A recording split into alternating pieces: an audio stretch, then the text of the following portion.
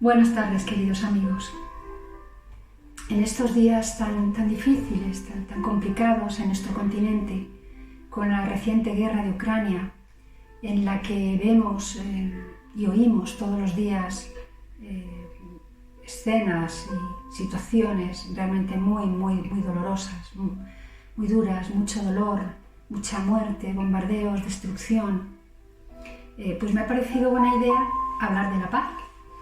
Así que he decidido retomar las charlas que teníamos ahí de las bienaventuranzas, porque justo tocaba esta, la de bienaventurados los que trabajan por la paz, porque ellos serán llamados hijos de Dios. Todos vemos la paz como algo necesario, algo muy valioso por lo que vale la pena luchar y desde luego tratar de conseguir. Pero la verdad es que no encontramos el modo de hacerlo.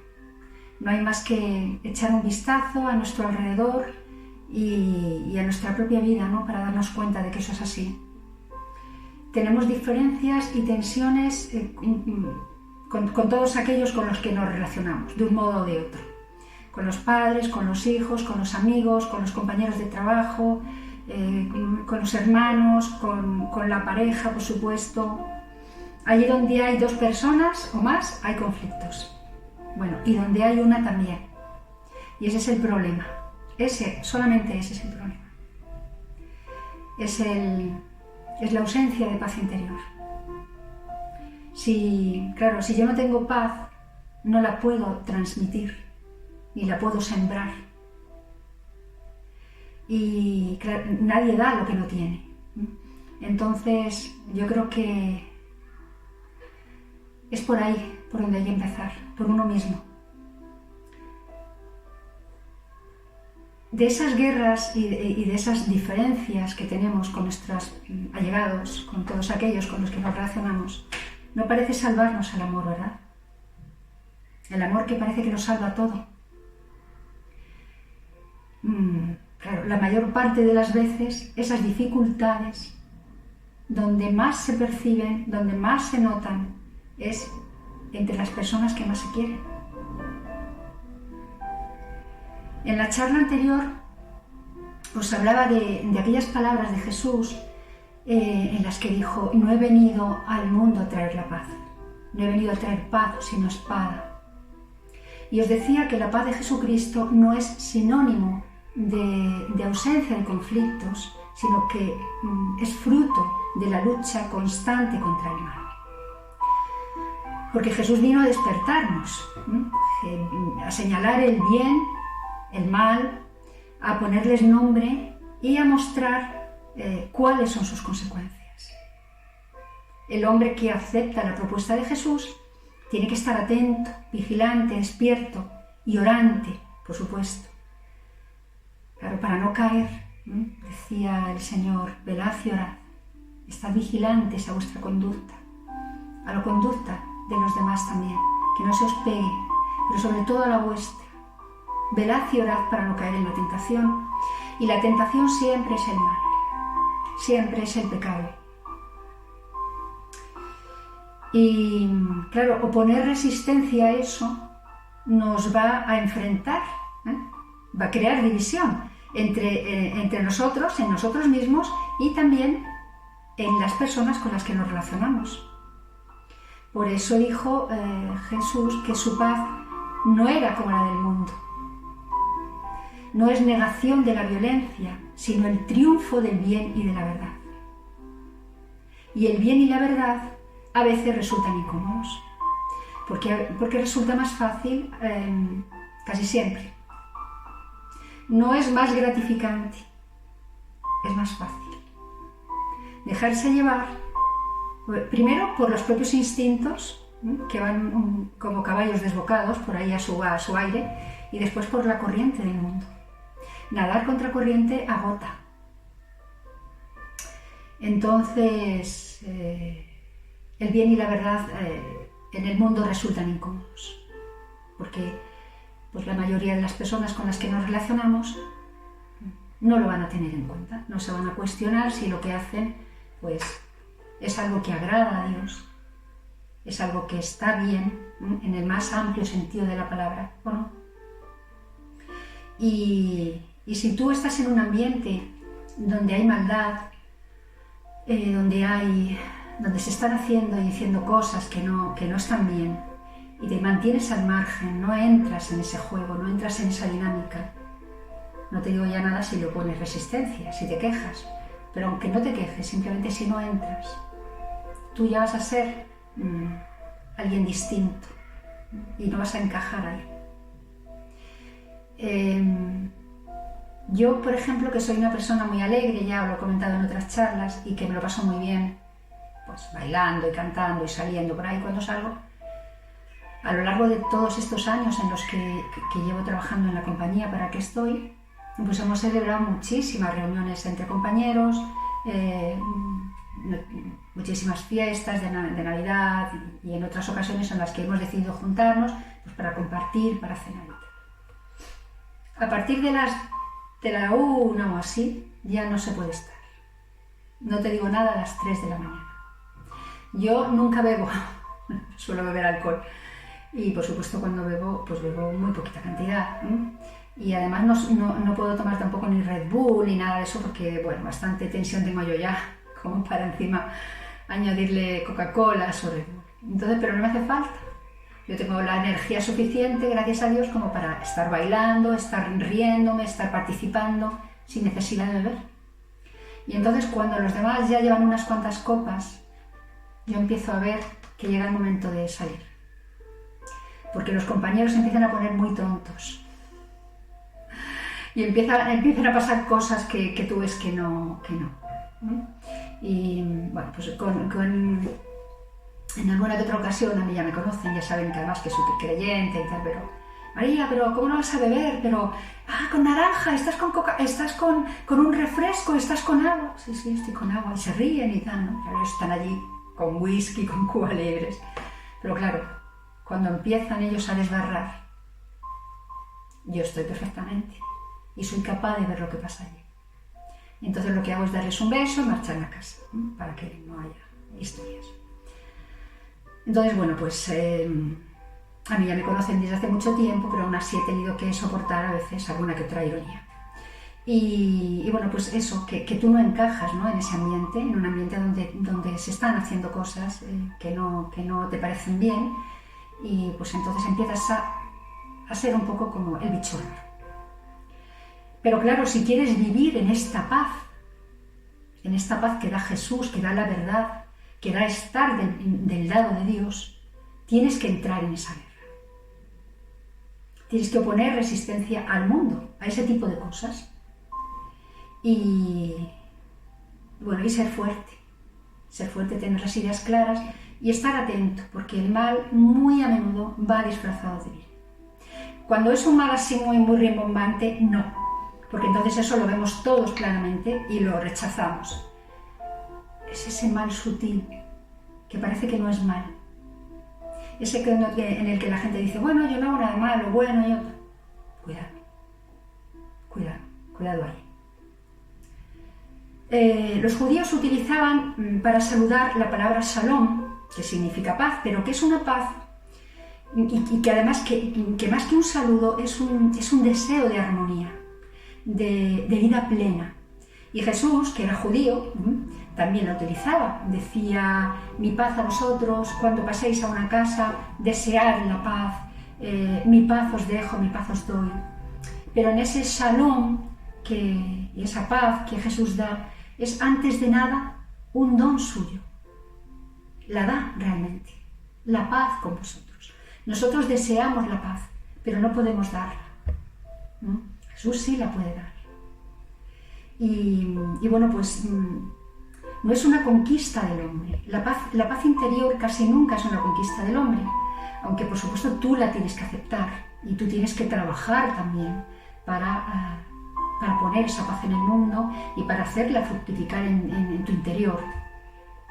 Pero por encima de todo es la paz que Jesús da a quienes la aceptan como camino, verdad y vida.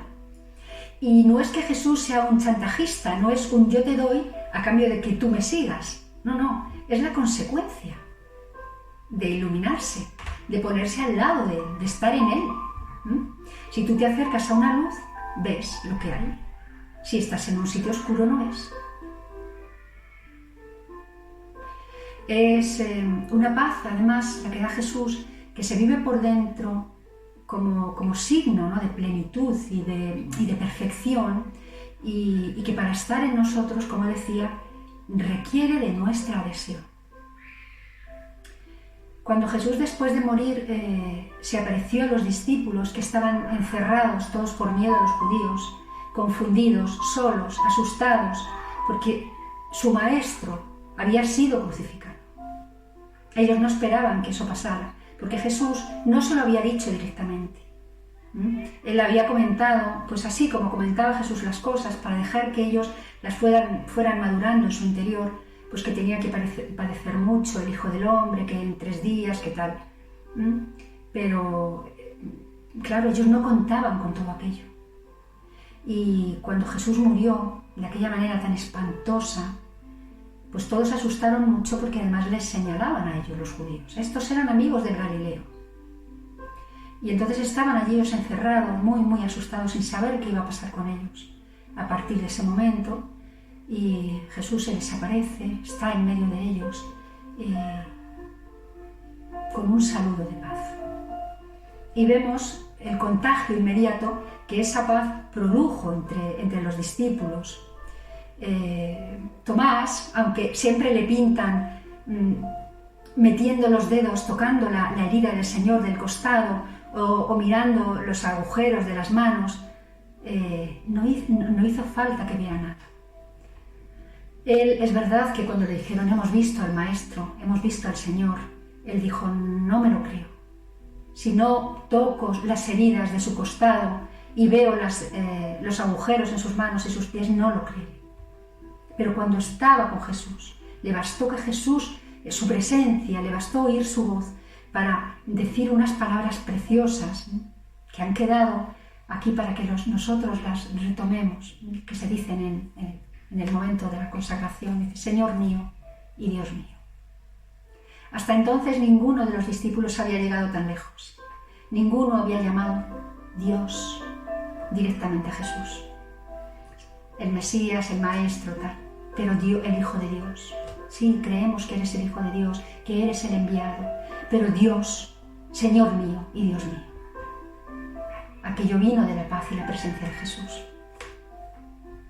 Y las últimas palabras de él a sus discípulos fueron estas, fueron, mi paz os dejo, mi paz os doy, no como la da el mundo. No se turbe vuestro corazón, ni tengáis miedo, no temáis.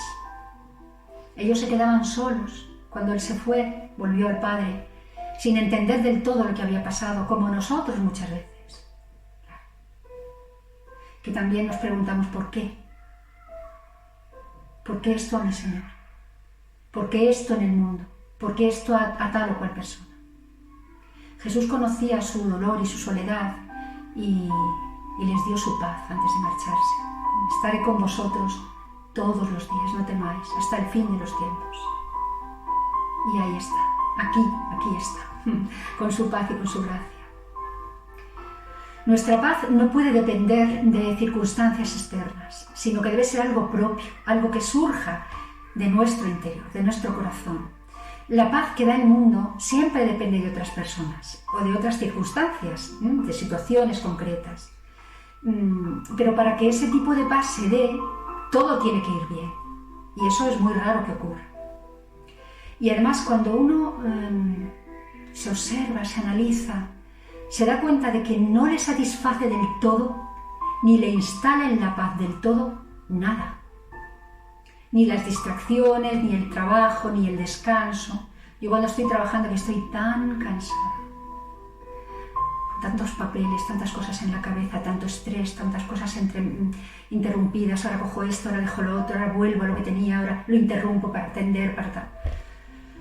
Pues siempre digo, qué bien cuando me vaya, qué bien, ¿no? Y a veces me siento en el sofá y tampoco encuentro ahí la paz de verdad.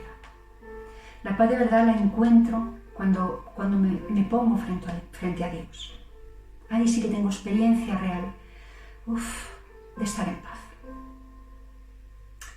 Y especialmente si voy a la iglesia, si voy a misa, cuando entro por el templo pasillo delante, que ya estoy en casa, ya estoy con el Señor. Y como esté unos días sin ir, voy totalmente, con 2 días que no haya seguidos ya estoy mal. Ya voy muy cargada, con mucha necesidad de paz. Claro, os decía que la paz no puede depender, ¿no?, de situaciones concretas, sino que tiene que ser algo que esté en nuestro interior. Y a veces uno se pregunta, dice, ¿cómo se puede tener paz a nuestro alrededor si hay guerra? O sea, si a nuestro alrededor todo se derrumba, ¿cómo voy a estar en paz? ¿Cómo van a tener paz unos padres a quienes se les ha muerto un hijo o que está enfermo? ¿Cómo va a tener paz un padre de familia que lleva no sé cuántos meses en el paro y que no sabe si el mes que viene podrá dar de comer a sus hijos? Pues se puede. Es verdad que no es fácil, pero se puede. ¿Cómo pudo Jesús enfrentarse a la tortura tan terrible que sufrió y hacerlo con tanta paz? ¿Y cómo pudo María acompañar a su hijo serenamente en todo ese camino? ¿Cómo pudo ver serenamente cómo le azotaban hasta arrancarle los pedazos de la carne? Y ver cómo... Y hacer con él ese camino, perdonad, es que me entraba una llamada por el ordenador. Y hacer ese camino con él. Y ver cómo le clavaban y cómo entregaba el Señor hasta la última gota de su sangre. Cuando le dieron con la lanza en el costado, ya prácticamente no salía sangre. Salía un poco de sangre y agua. Había perdido toda la sangre. Y bueno, yo como madre, ¿no?, cualquiera de vosotros que me escuchéis, supongo que si os ponéis en esa situación os debe parecer una cosa espantosa, imposible de soportar. Pues bueno, pudieron vivir todo aquello con serenidad porque tenían la paz de Dios, porque estaban sostenidos por Dios. Y esa paz que os decía que no es sinónimo de conflictos, ahí lo vemos. Mayor conflicto que aquel, sino que es fruto de la lucha contra el mal. De saber que estás haciendo lo correcto y que Dios secunda todo aquello y te sostiene. Porque Dios no está por ahí viviendo su propia vida, sino que está con nosotros, viviendo la nuestra, con cada uno de nosotros. Y eso es una experiencia que todos hacemos cuando nos encontramos con Él. Claro, una paz ahí donde Dios vive, ¿no? La paz de Dios, esa paz que para que sea nuestra, tiene que surgir de nuestro ser. Dios nos la da, la pone en nuestro interior, y nosotros la aceptamos, la acogemos. Y es una paz que no está atada ni a las personas, ni a las cosas, ni a las circunstancias, una paz que está presente en todo momento y que viene de Dios por quien vivimos, por quien somos. Dios por quien vivimos, porque nuestra vida, con V minúscula, está entrelazada, dependiente de la vida con V mayúscula, que es la de Dios. En Él vivimos, nos movemos y existimos, dice la Escritura. Y si no podemos ver ese vínculo, es porque nos falta fe. Hay que pedir la fe continuamente. Y además porque no prestamos atención a las cosas del Espíritu. Nos parece que esas cosas del Espíritu son cosas de místicos y de gente así un poco rara, ¿no? Que para mí no es, que es algo para gente un poco especial. ¿No? Pues Dios es para todos. Jesús vino a dar su vida por toda la humanidad. No vino para salvar solo a los místicos, a los monjes, a las monjas, no. Vino para ti y para mí. Todos somos capaces de ir, capaces de Dios. Todos. Hay que estar ahí. Hay que prestar atención a su vida, a su existencia, a su presencia y dejar que se afine nuestro interior, nuestra espiritualidad. Jesús, en su último mensaje a los suyos, antes de volver al Padre, les pidió que siguieran unidos a Él.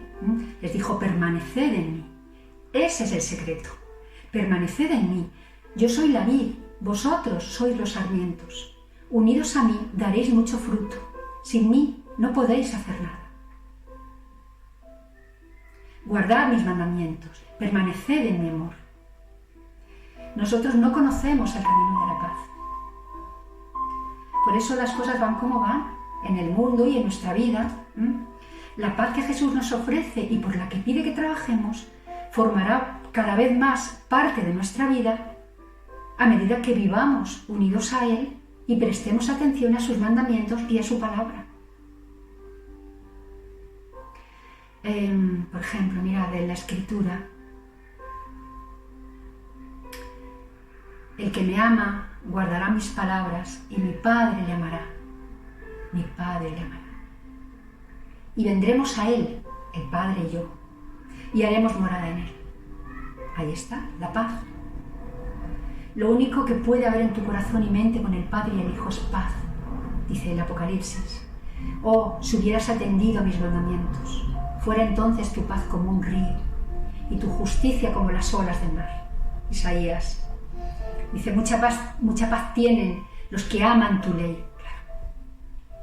Y no hay para ellos tropiezo, los que aman tu ley, no la ley del mundo. Eso lo dicen los Salmos 119 y 165. Y esa es la paz que puede cambiar el mundo, que primero te cambia a ti y a mí, y después cambia nuestro ambiente. Porque tú y yo la pondremos en el mundo. Y lo haremos porque no tendremos otra opción. Porque daremos aquello que tenemos. No podemos dar lo que no tenemos. Y si tenemos paz, daremos paz. Y lo haremos también porque conoceremos su valor. Y nos esforzaremos por ponerla en el mundo, entre nuestros seres queridos y entre nuestros compañeros, y allá donde vamos, a la tienda, a donde sea, iremos con una sonrisa, sin exigencias, con amor. Y entonces es cuando nos convertimos en trabajadores de la paz. Y es cuando somos bienaventurados. Y somos llamados hijos de Dios. Los tuyos, los míos, nuestros padres, nuestros hijos, nuestros compañeros de trabajo, nuestros hermanos, nuestras parejas, recibirán nuestra paz, que es la paz de Dios. Y seremos un canal por el que Él se derrame y llegue a los demás. Os decía al principio de la charla que el amor no parece salvarnos, ¿verdad?, de la falta de paz, de los conflictos, y que la mayoría de las peleas y de las diferencias se dan en el hogar o se dan pues, con aquellos que son más cercanos a nosotros. Mirad, en el año 2020, hubo en España 70.200 divorcios y 90.600 matrimonios. Eso significa que casi el 80% de los matrimonios acaban en divorcio, sin contar otro tipo de parejas, novios que rompen una relación, parejas de hecho, no sé qué. Hablamos de matrimonios, imaginaos.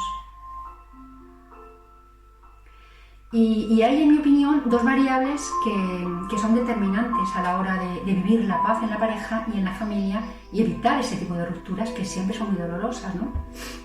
Una es el orgullo y la otra, la falta de diálogo. Y las dos son pecado. Los matrimonios no se rompen normalmente, ni las familias o la amistad se deteriora, ni los hermanos se pelean y tal, por cuestiones importantes, casi nunca.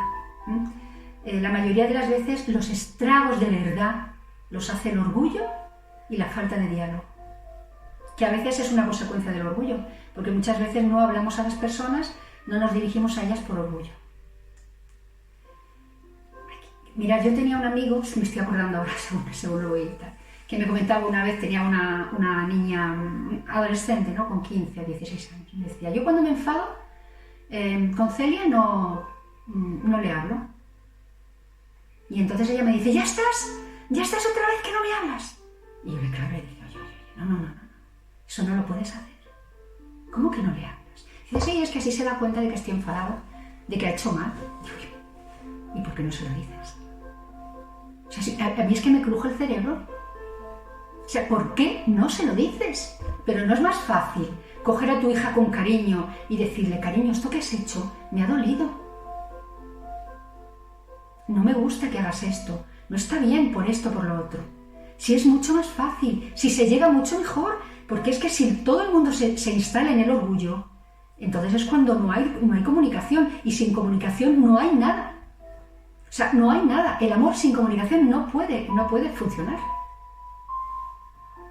Es mucho más fácil ser sencillos y acercarse con naturalidad. Cariño, me hace falta que me digas que me quieres, por ejemplo. Que es una cosa que a nosotras nos hace falta. A los chicos menos. Pero a nosotras sí. O me hace falta pues que estés más atenta, más atento o más atenta a mis necesidades, que me cuides un poco más, ¿no? Pues que me preguntes cómo estoy, cómo he tenido el día, no sé qué, tal cual. Que me escuches. Pues eso se habla. A lo mejor la otra persona tiene una seria dificultad, porque claro, cada uno venimos como venimos de la vida. Pero si tú se lo vas diciendo con cariño poco a poco, seguro que eso, pues se puede ir mejorando. Y si no se mejora, fuera. Si tú llevas tiempo diciéndole a tu pareja, dime, necesito oírte decir que me quieres. Bueno, ya lo sabes. No, es que quiero que me lo digas. ¿Por qué? Pues porque me hace falta oírlo. Y a ti decirlo, aunque no lo sepas. Bueno, si no conseguimos que lo digan, fuera. No vale la pena, os lo digo yo. Bueno, a las personas, como decía, hay que acercarse con sencillez. Y el orgullo es lo menos sencillo que hay. El orgullo es diabólico, es retorcido, es mezquino, porque nos lleva a tratar a las personas con indiferencia o con desprecio. No con indiferencia. Cuando nos hiere una persona, tratamos con indiferencia a aquellos que no son indiferentes. Entonces ahí ya no entra el orgullo. Cuando el orgullo entra, tratamos con desprecio, tratamos de menospreciar a la otra persona. Y eso es terrible. Eso es muy duro. Y no hay ninguna necesidad de hacer eso. Yo no me imagino a Jesús haciendo eso. Mirad, a la hora de cuidar la paz entre las personas, es fundamental que seamos sencillos. Que no nos hagamos cocos raros, ni historias raras en la cabeza, qué va a pensar, qué no sé qué. No, yo te digo lo que siento, y te lo digo con cariño y con sencillez. A ti porque eres mi amigo, a ti porque eres mi pareja, a ti porque eres mi hijo, a ti porque eres mi hermana. Y eso hace milagros, de verdad. Pero hay que hablarlo. Luego siempre está el típico loco con el que no hay manera, o la típica loca, claro. Pero, salvo esas pocas excepciones, lo normal es que sí, eso funcione, ¿no? Jesús decía, sed astutos como serpientes y sencillos como palomas. O sea, sed astutos, estad al tanto de vuestro pecado, de lo que hacéis mal, de lo que hay que corregir. Pues de estas cosas, ¿no? Mi amigo, por ejemplo, cuando se enfadaba con su hija y no le hablaba, que es lo peor que le puedes hacer a una persona, y negarle la atención, es como si hubiera muerto la persona, ¿no? Estás ahí pero como si no estuviera, no te dirijo la palabra. Eso es atroz.